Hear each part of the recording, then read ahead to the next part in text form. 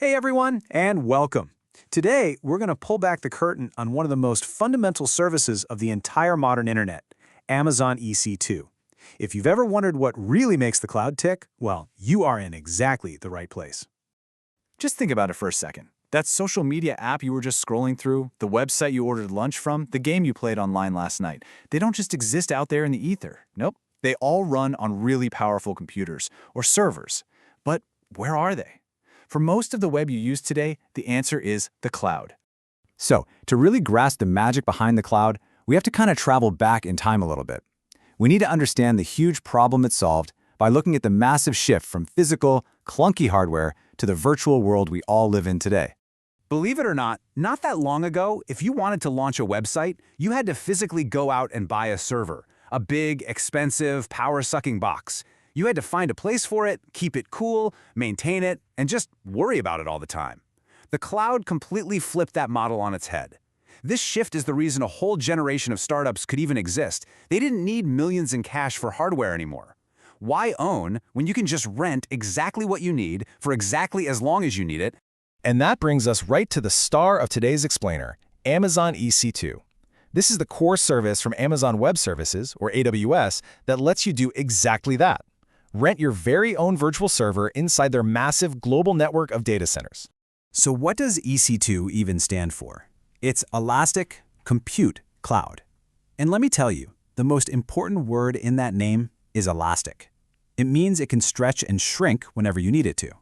It's basically a virtual machine you can fire up in minutes, set up to your exact specifications, and then shut down just as easily. And what's so incredibly powerful here is the level of control you get. This is not some prepackaged, one-size-fits-all tool. You are completely in the driver's seat. You get to pick your operating system, Windows, Linux, you name it.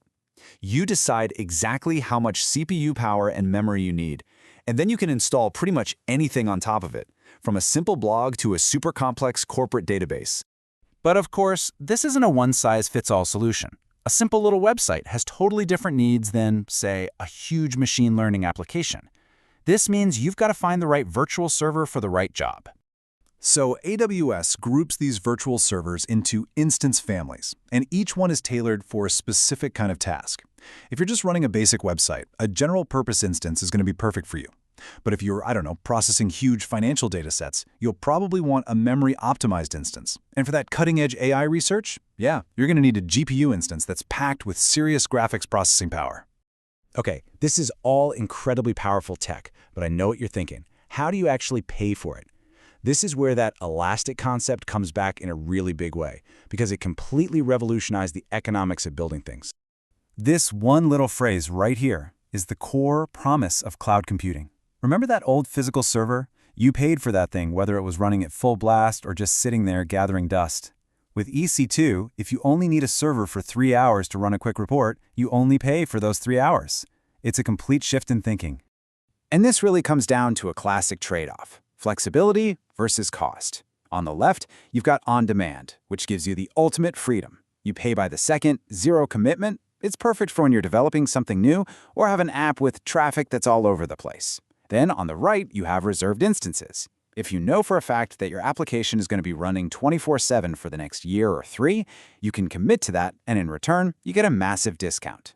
And the options don't even stop there. For jobs that can be interrupted, you can use something called spot instances to bid on spare AWS computing power for, get this, up to a 90% discount.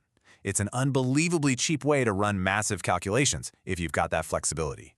Power and cost savings are fantastic, but let's be real, none of it means a thing if your server isn't secure. So let's talk about how you build a digital fortress to protect your apps and your data when they're living in the cloud. Security on EC2 works in layers, kind of like a medieval castle. First, you've got the VPC, or Virtual Private Cloud. Think of this as your own private moat, an isolated slice of the AWS cloud that keeps you separate from everyone else. Then you have security groups. These are your castle walls and gatekeepers, dictating exactly what kind of traffic is allowed in or out. To prove you're allowed to enter, you use a key pair, a unique cryptographic key that only you have. And finally, IAM roles act like special keys for your applications, giving them very specific permissions without you ever having to share the master key to the whole kingdom. So after all that, what is the single most important thing to remember? It's this. EC2 isn't just another service. It is the foundational building block. It's like the essential Lego brick of the cloud, the piece you use to construct almost any digital application, service, or platform you can possibly dream up. And that is precisely why this all matters so much. Whether you want to be a developer, a data scientist, a cybersecurity expert, or a system administrator, having a deep, solid understanding of how to create, manage, and secure virtual servers with EC2 is a non-negotiable skill in today's tech world. So we've covered what an EC2 instance is, how to pick the right one for the job, the different ways to pay for it, and how to lock it all down. You now have the fundamental blueprint for creating your own powerful, scalable server in the cloud. So the only real question left is, what are you going to build with it?